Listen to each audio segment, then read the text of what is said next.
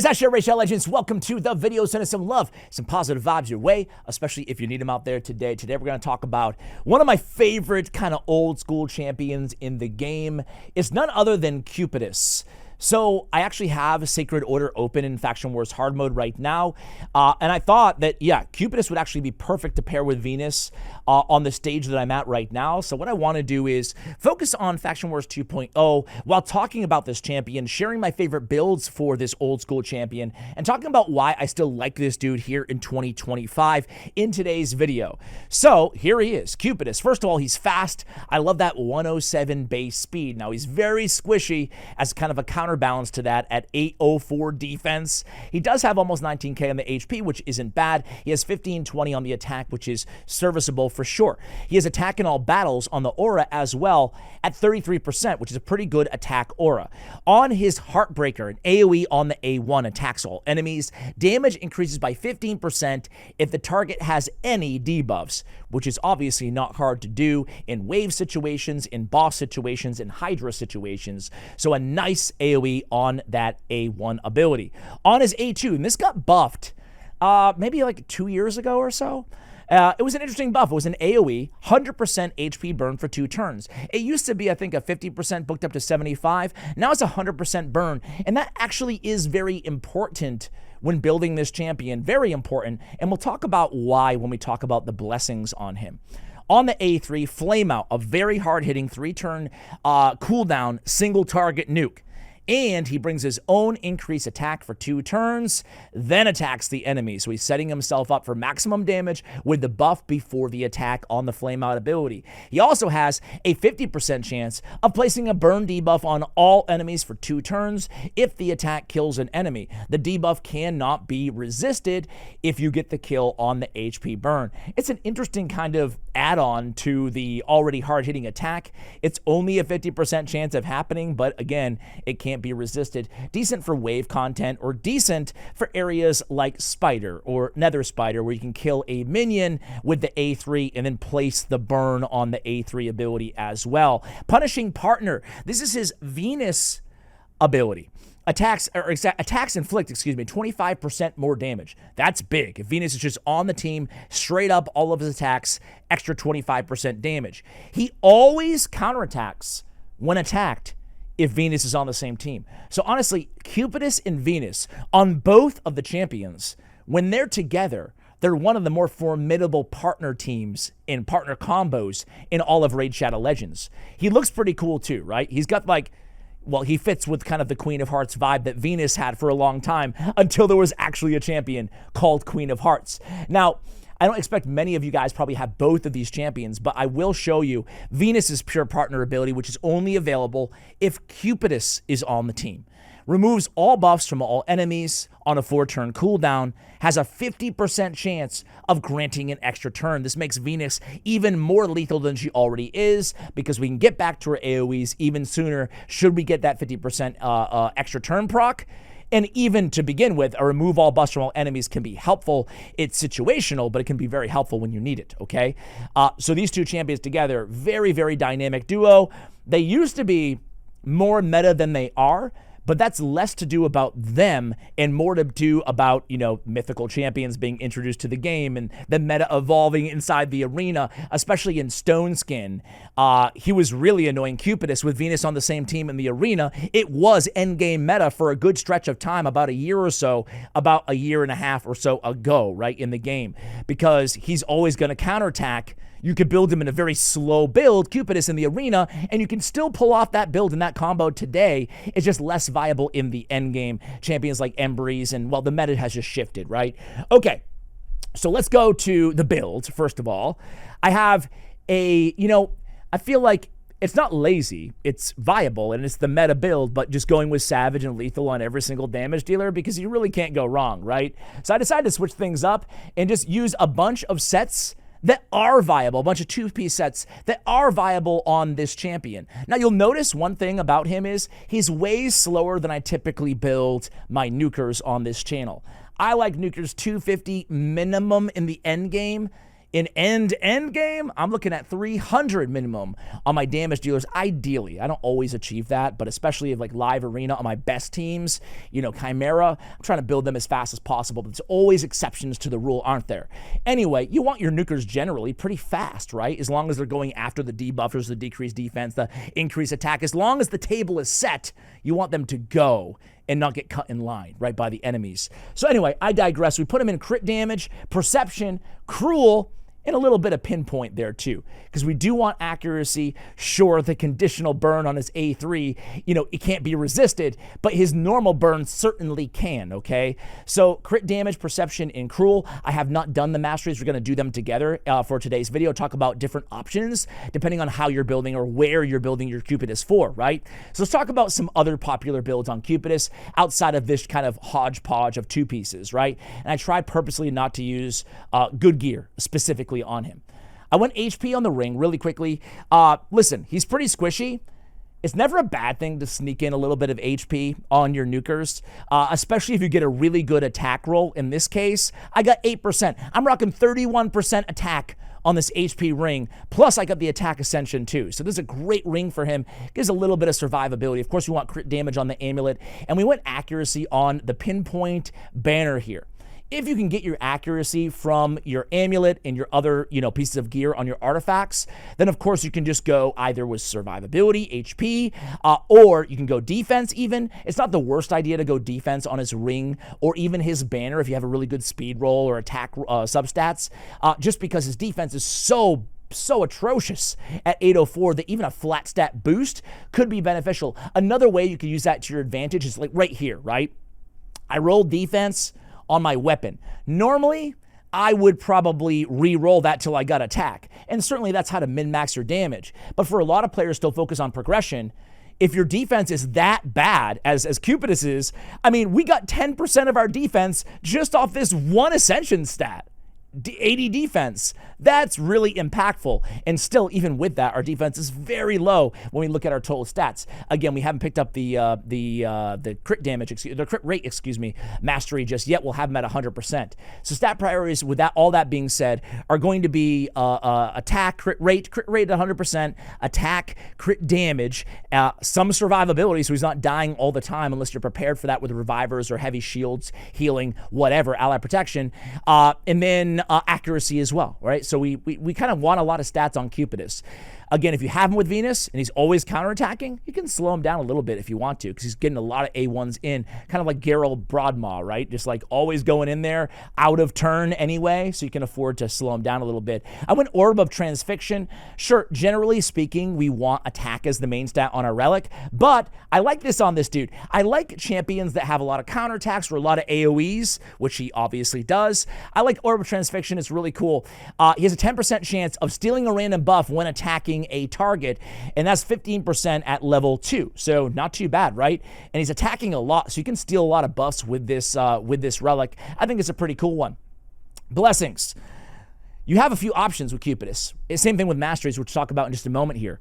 So we have Crushing Rent. I have him at 6-star Awakened. I have one +1 empowerment, and then a 6-star Awakened. So I have a lot of options here, right? For wave content, he can absolutely smack with a 6-star Crushing Rend, right? Like that's really, really heavy hitting, obviously. But I think for longer battles, specifically if you want to use Cupidus and Hydra, right? Or any longer duration battles, you're definitely going to want to go with Nature's Wrath, right? So wave content, I would go Crushing Rent. But for longer boss battles, I would go Nature's Wrath. Increase the damage inflicted by this champion by 5% for every debuff they successfully place, up to 30%.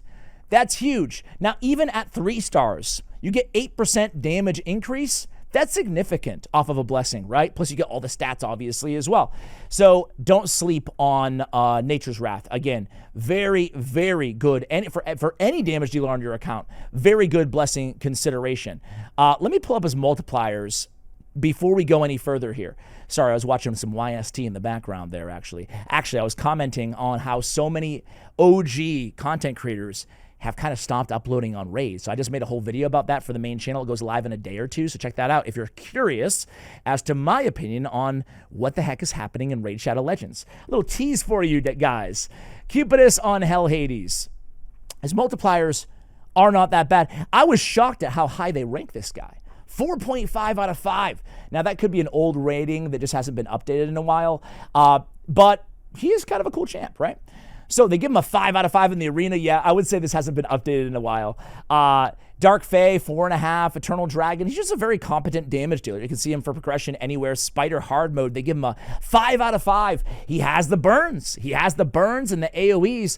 I completely agree with all of these ratings except for the arena. Nowadays, I wouldn't consider him a 5-star champion. He has a 2.5 strong grading on his AoE on the A1. That's really nice for an A1. He has a 4 on the AoE on the A2. That's his burn ability. And then a whopping 6.6 on the single target attack, right? On the flame out ability. So really, really nice there in terms of multipliers on Cupidus. So we talked about blessings. We talked a little bit about relics. Otherwise on relics, just go for an attack relic that gives you an attack stat, right? Masteries. Let's do these together, guys. So we have some decisions to make when it comes to masteries, quite a few, right? So offense, we want the crit rate, we want the crit damage, right? We want single out. I like going down the left-hand side, bring it down no matter what, because you're always going to be attacking targets with higher max HP than him, so we're going to keep going down. You definitely want methodical, increase the damage of his default skill. It's an AoE, and it's going off all the time, right? Now, in terms of our tier 6 mastery, right, we have a few options. We can go with War Master. Great for Hydra. It's a go-to option for Hydra. It's good for bosses in general. Or we could go Helm Smasher, kind of double down on wave content. So on this build, I could go Helm Smasher, kind of parlayed, as we spoke about earlier, with the Crushing Rend and ignore a ton of defense. But overall, I do think that War Master is kind of the safe way to go, especially if you want to use this dude in Hydra, which I like this guy a lot in Hydra if you have Venus as well on your account.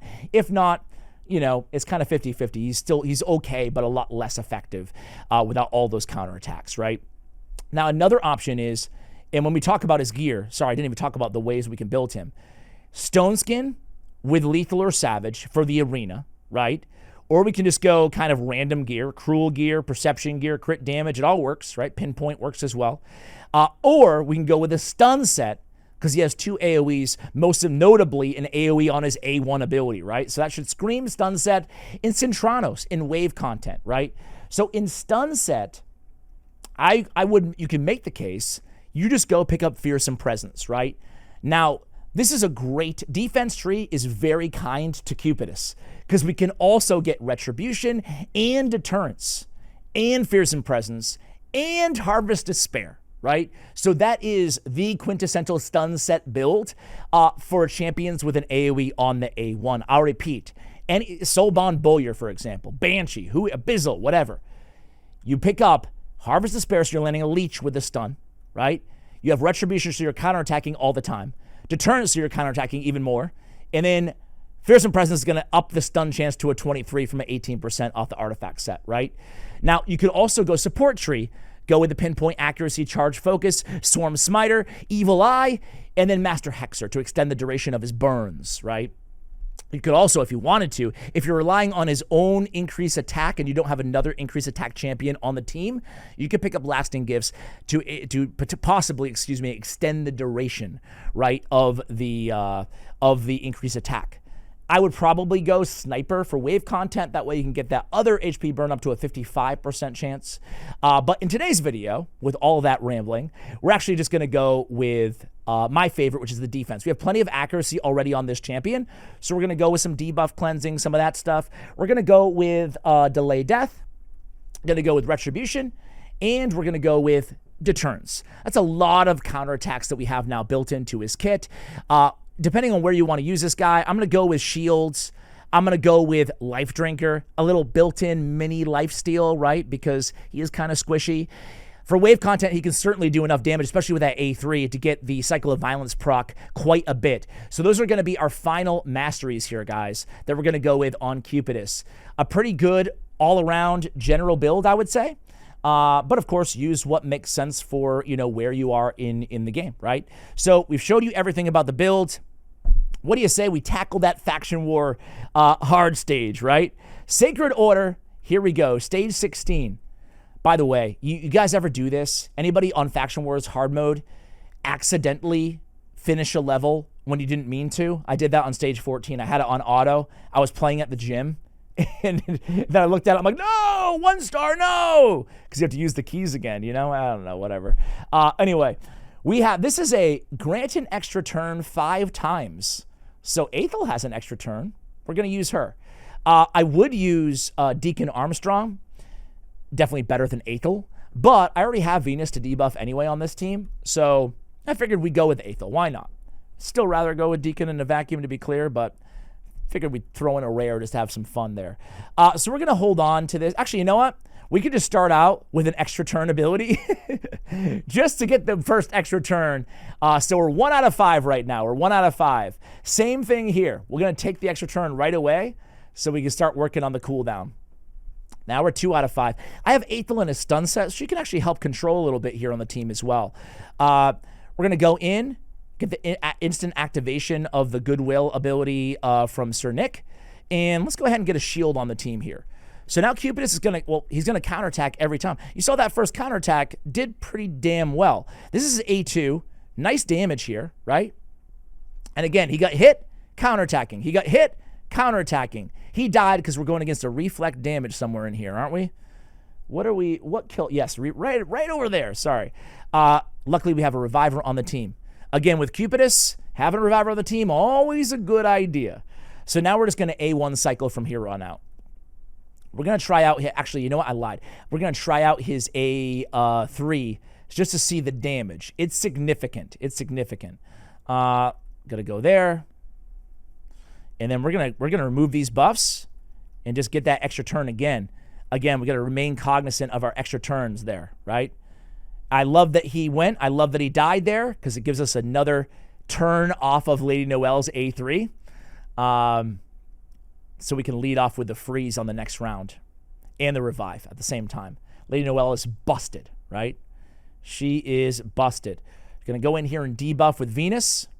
I love Venus's little, animations or mechanics or whatever you want to say when she goes in. Something about him really always does it for me. We're at 4 out of 5 extra turns, so that's not going to be a problem thanks to, let's go in with the heal and the unkillable there on Goodwill. All right, let's try out his A3 ability. Now, obviously, he's Spirit Affinity, so going against Gizmak, even though it's tempting before he has the taunt, doesn't make any sense here.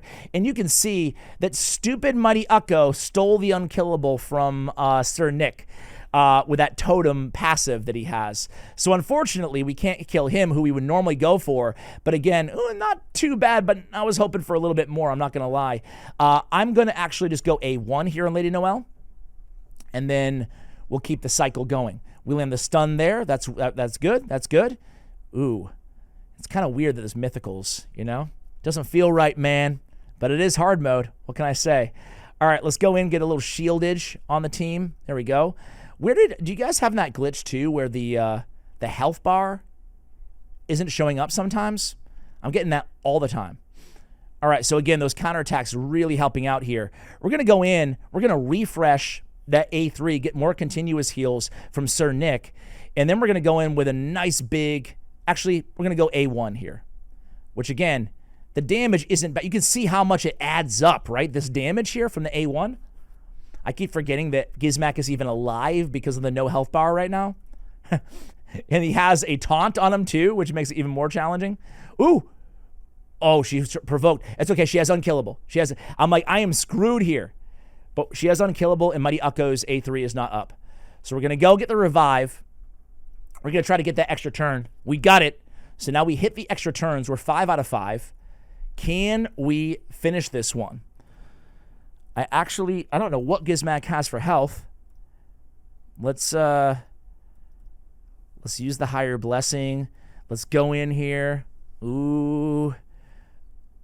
Is he dead yet? Or what the heck is going on here? Okay.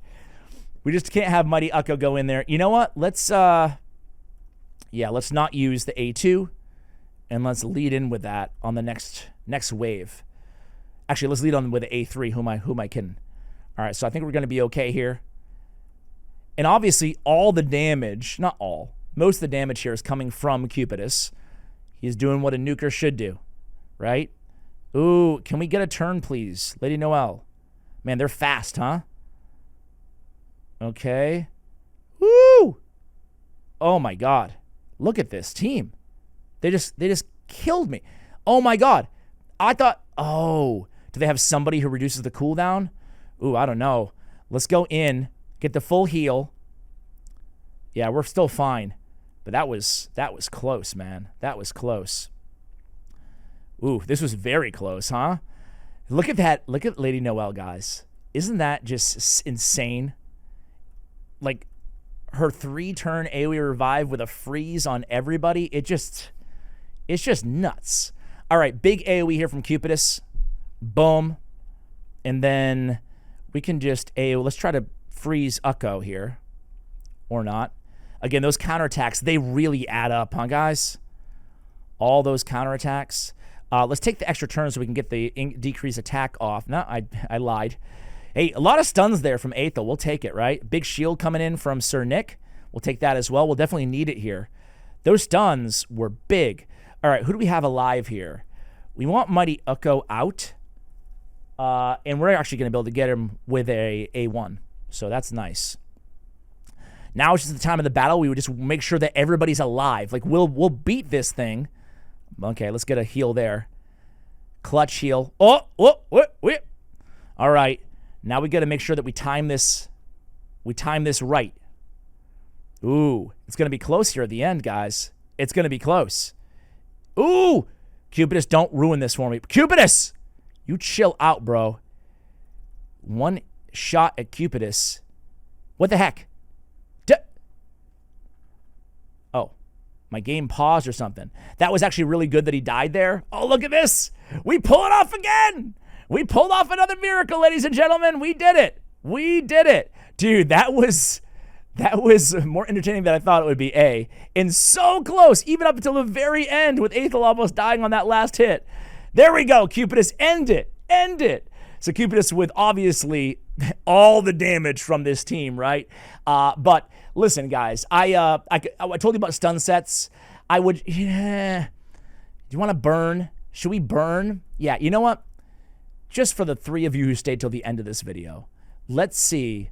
Let's burn a Hydra key and just stick Cupidus and Venus on a team and just see how they do, right? So let's see. Do I have any team? I used to use Cupidus and Venus on one of my main teams. As you can see, I no longer do. But they're not going to fit on this team per se. Could they? Let's try. Let's go. Yeah. Toshiro Mikage.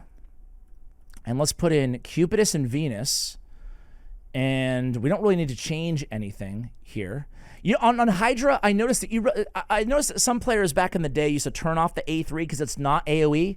Not necessary. It hits so hard, especially if you have a Hex champion. I have a curse set on Krisk on the team, that you still want to use it.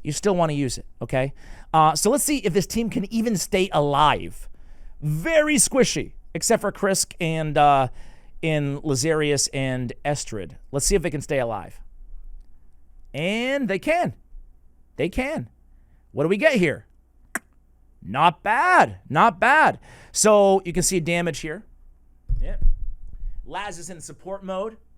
So, but Calamitous with just absolute insane damage, right? Just next level. I have Estrid built to do damage too. Calamitous, by the way, it's unfair to judge Cupidus off of Calamitous. I think Calamitous is the best 6-star, or the best mythical, or the best just spirit affinity in general for damage, spirit affinity. So it's hard to compare Cupidus to him, but I love that Cupidus came up with 71 million damage, just kind of slotted him in on the team.